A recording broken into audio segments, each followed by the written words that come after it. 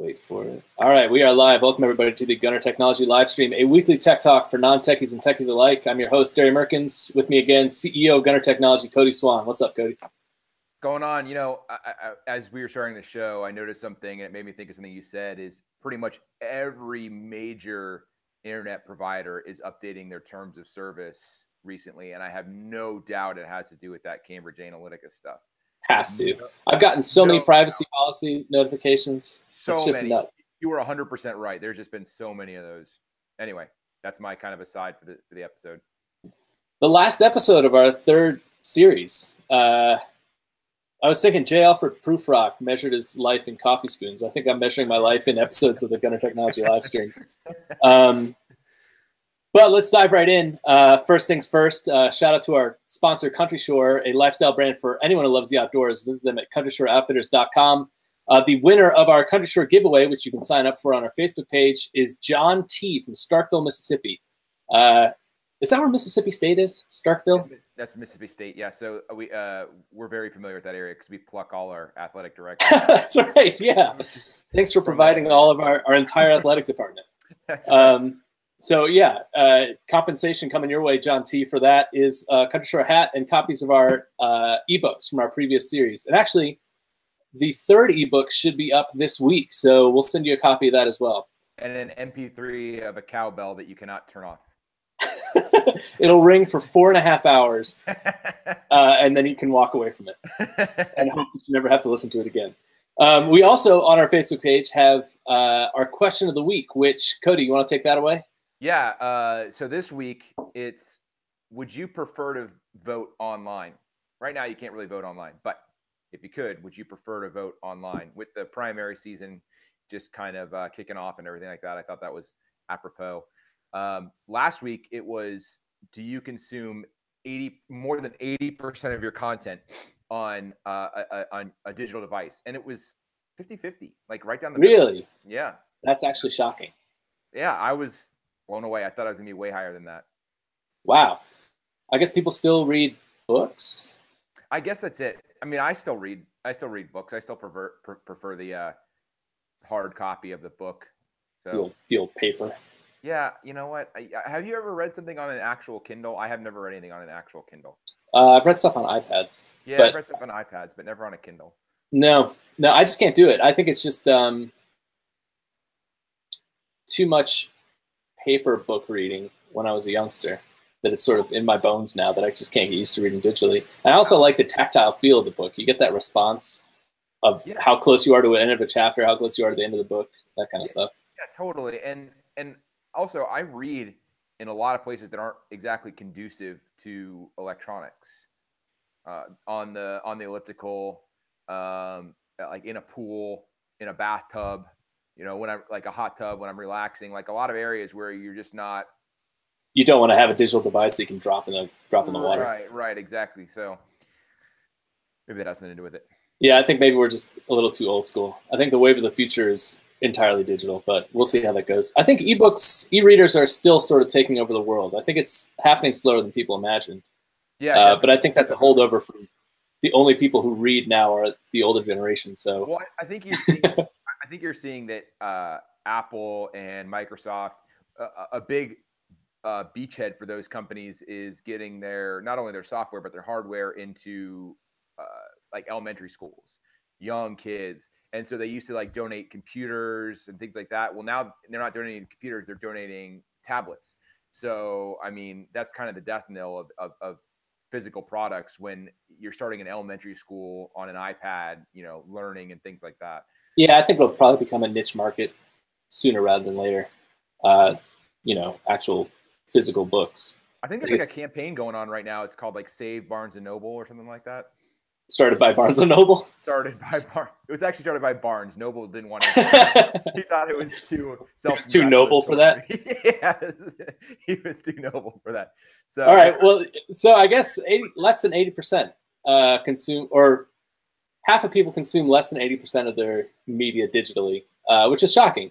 But hop on our Facebook page and answer next week's question, which is, would you prefer to vote, or would you prefer to vote online?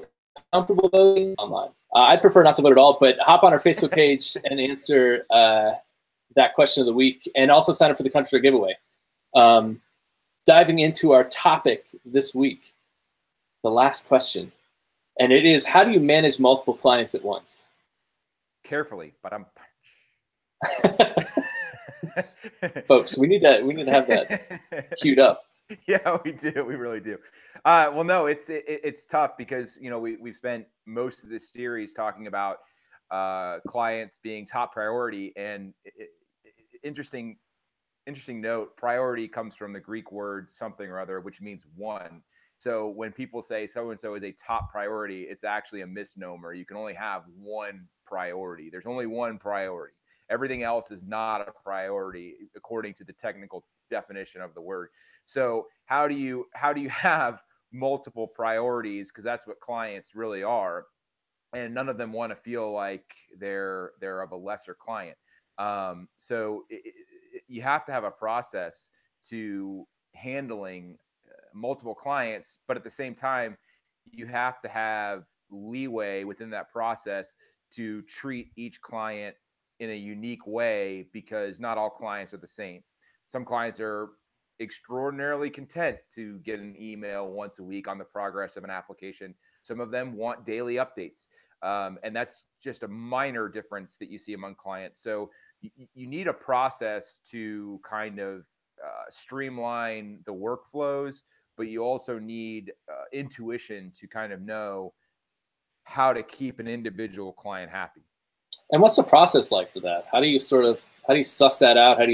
How long does it take? What are the steps involved in sort of determining what kind of client you have?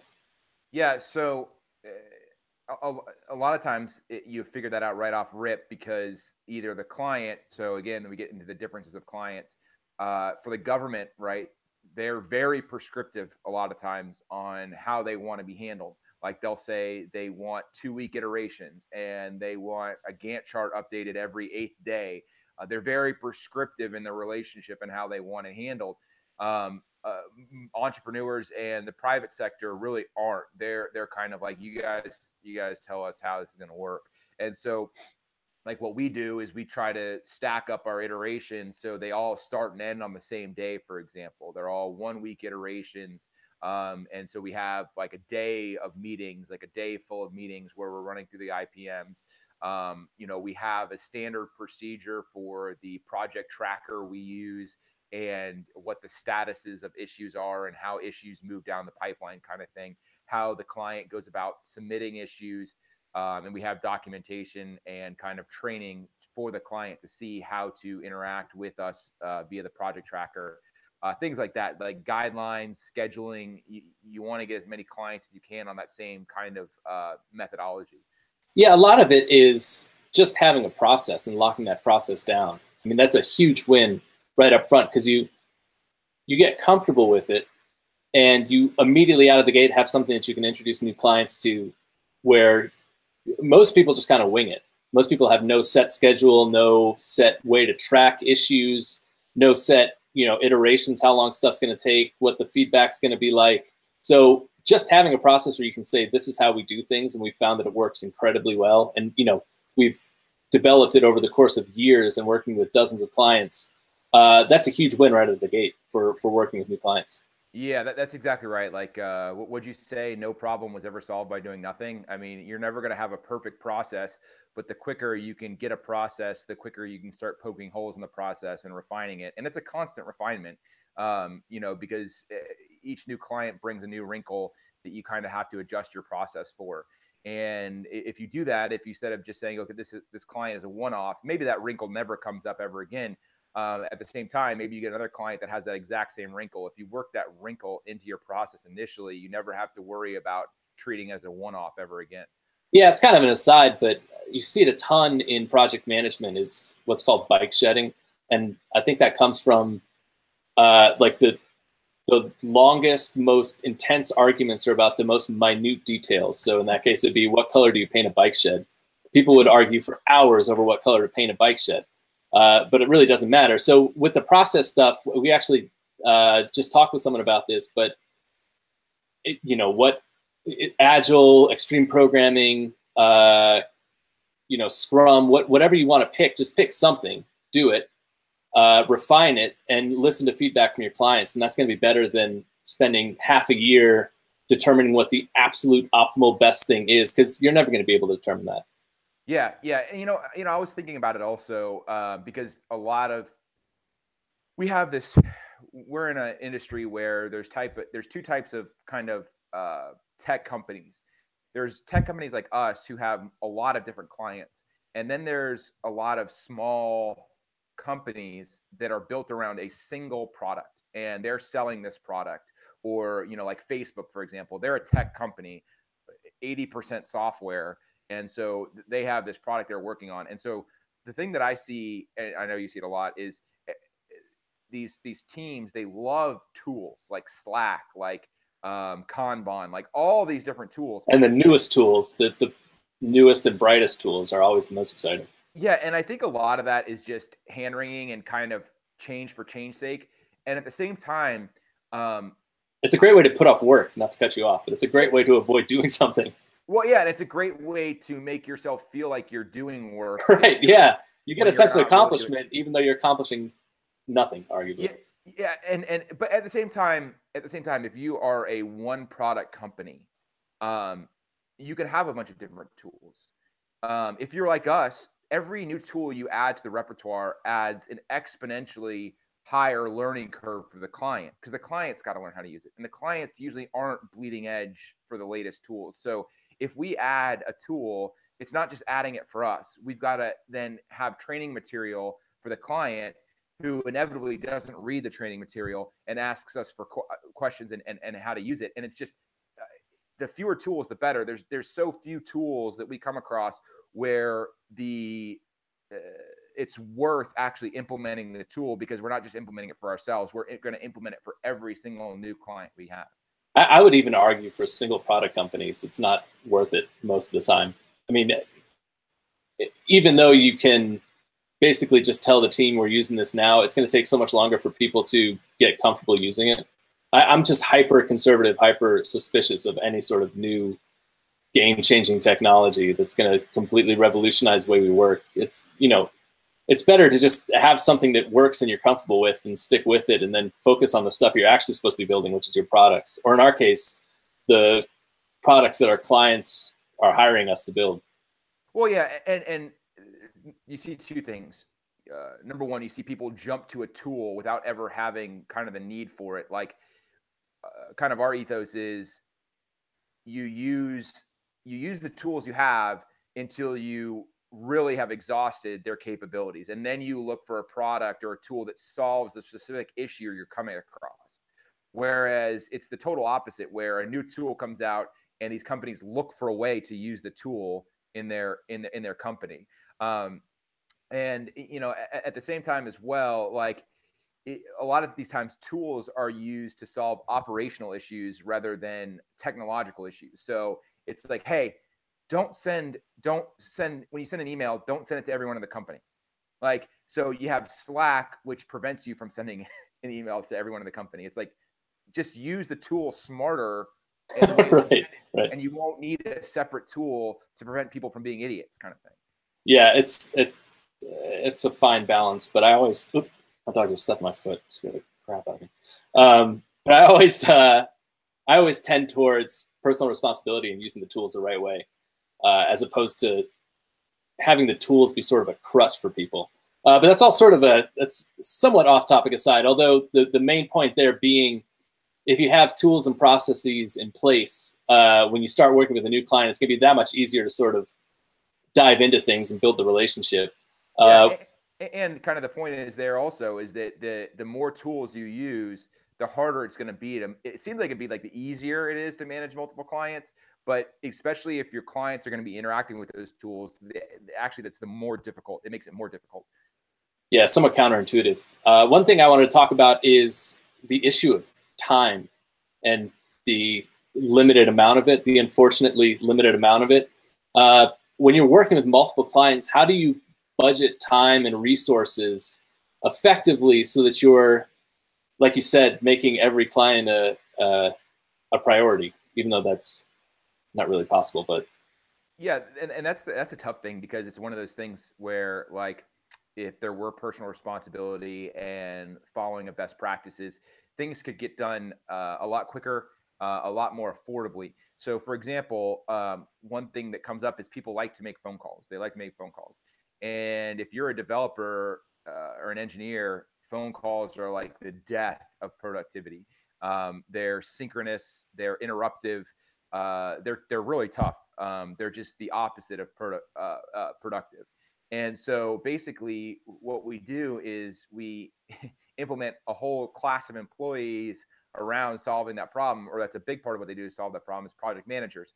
Project managers take phone calls, just to kind of shield the product team or the engineering team, which is weird, because if we could just kind of enforce the asynchronous model of emailing or using the project management tool, we could, project managers wouldn't go away, but they could actually handle a lot more clients at the same time. And all that I would actually come back to the clients. Like, if we hire less, if we have less people, that's less money we require. That's a lower price we can give the client. At the same time, it's just, and it's not all clients, but some clients just like to make that phone call. They're just going to pick up the phone, and their thing is, well, this is just easier to make the phone call. Well, it's easier. Sorry, go ahead.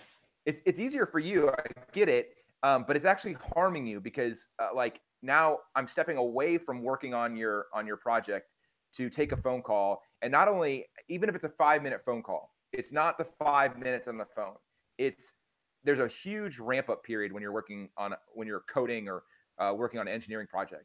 And so your productivity kind of goes up really slow, and then you're cruising at this altitude, and a phone call just drops you right back down. Then you have to climb that hill all over again. So a 5-minute phone call might as well be a 90-minute phone call in terms of interruption time. That's actually a good analogy too, is because it's super easy to sort of plummet, but then it's really hard to get back up again. Like, getting back into work mode after taking a phone call or being interrupted, they've done studies, and it's like 15, 30 minutes before you're sort of back at peak capacity. So even like a 2-minute phone call wastes 30 minutes of time. And there's also a counterintuitive aspect too, where, I think that the change is that with the digital realm, so much relies on being able to easily forward stuff along to the relevant parties. The trouble with phone calls is there's no record of your conversation. The good thing about emails or ticketing systems is that everything is stored. So it's easy to say, easy to pass along information and say, you need to do this, this, this. It's harder, it takes more time to communicate that. Additionally, it's nice having the middleman to sort of be the point person to suss out exactly what the request is or exactly what needs to be done, so that they can then go to the developer and say explicitly, this is exactly what needs to happen. If you do this, it'll be done. As opposed to a whole bunch of back and forths that waste a lot of time. It's just way more efficient to have one person sort of in charge of divvying out that work. Yeah, exactly. And the other thing, like you said, about there not being a record of a phone call, if I'm in the zone, so to speak, and I'm working and I am interrupted by a phone call, my brain is not on that phone call. It's not. It's still thinking about the task at hand that I was working on when the phone call interrupted me. So I as try as I might, I am not going to be able to remember all the details of that phone call. There's just no way. So it's so much more efficient to get that in writing, get the email in writing, or get the project ticket in writing, and then you can actually go back and see it and respond to it intelligently, rather than remembering 60% of what was said on the phone call. It's interesting. We talked about two things, and they're both directly related to efficiency. It's not so much, which is interesting because I think everything sort of comes from the effective work that you do. So the more efficient you can be and the better work that you can do, that solves so many problems, relationship problems, time estimation problems, budget problems. You really have to nail down the upfront stuff. So you need to nail down the process. You need to nail down how you're going to work and what the expectations are going to be in terms of, communication times and stuff like that, to be able to do the best work you can. And the second you start doing really good work and blowing people away, it becomes that much easier to, you know, do the long-term stuff like foster the relationship and sort of expand the relationship, stuff like that. Right. I mean, the kind of kumbaya stuff is all secondary. Like, we're all for having great personal relationships with our clients, and we certainly do. But you're not going to have a great personal relationship if you're not getting the work done. Like, that has to come first. You have to blow them away with your productivity before, you know, you can go watch a movie and eat popcorn out of the same tub together. Same tub, same bathtub. No, same, like, you know, the same tub of popcorn. No, I got you. We actually had a really good question on Facebook. Speaking of kumbaya stuff, because a lot of being a good project manager is the relationship aspect of it. But the question is, how do you find a good project manager? Carefully. That's gonna be a callback. That's gonna be my standard answer for today's show. Yeah, that is a really good point, because you know, when we talked about on the show before hiring a developer, and kind of like the thing is you give them like a homework assignment kind of thing, and see if they can actually do the homework, and if they can, they're qualified. If they can't, they're not. It's very cut and dry. The project manager, it's a lot less so. You can give them examples of situations and ask them philosophical questions about managing a project. And really, you can get a good feel for through the interview process. How they handle an interview is critical, because what they're doing is they should be really good at communicating. And if you're sitting there in the interview and they're not getting their point across, they're probably not a very good project manager. So it requires probably more interviews than a normal engineer would, which makes sense. And the certifications, there's so many project management certifications, which kind of we ignore because it's more just like a pay for play type thing. But really, you just want to get a sense of, you know, give them situations, see how they would react, and get a feel for how they actually communicate. Yeah, and I think especially with the situational stuff, you're really looking for a couple of key characteristics. Communication, like you said. I think attention to detail is really important. The kinds of questions they ask to sort of determine what the solution is going to be, that's really important. I also find that project managers with some sort of technical background, just so they have some domain expertise as far as how long stuff's going to take, what stuff is going to require, even being able to sort of ask good questions, a little bit of technical know-how goes a long way there. Yeah, for sure. I mean, definitely. It's like, you know, knowing your product is really important, and the more technical skills you have, the better you'll be able to do that. So we've got sort of the logistics down. What about the relationship aspects of working with multiple clients? Because each client, even though you can sort of lock them down to a certain process, the way you interact with each client is entirely different. The relationships are totally different. So how do you sort of, I guess, keep track of what kind of client you're dealing with when you're dealing with, you know, tens of clients at the same time? Yeah, that's tough. I mean, and a lot of that is just kind of interpersonal skills, where you can't really teach it. Either you got it or you don't. How does one acquire interpersonal skills? Can you buy that? Is there a course? There's a tool for that. It's called a tub of popcorn. It goes a long way. But no, I mean, seriously, like I answered a question like this for some news outlet. They were kind of asking that same thing, and I was like, there's some people who should not be interacting with the client. They shouldn't be. It's no offense to them. There's some people who shouldn't be on stage in an opera singing. It's just not in their DNA. And so you really need to have people who are good at reading people, to understanding the needs of a client, and doesn't just kind of treat every client like a nail and just hammer them into the wood kind of thing. It's tough because it really does come down to sort of like an emotional IQ and being able to interact with human beings. It's tough too because I think there's a surprising lack of interpersonal communication around these days. So it's becoming tougher and tougher to build those skills, because I think a lot of it too is, you know, you're not not objectively practicing it, or you're not interacting with people in order to practice interpersonal communication skills. But that's actually what you're doing when you're talking with people or teams, which as interaction between human beings decreases or moves into sort of an anonymous digital space, I think those skills are sort of on the wane a little bit. There was a book I actually read that was not on a Kindle. It was a hard copy book. And I don't remember the name of it. It's called Alone Together by Shirley Turkle.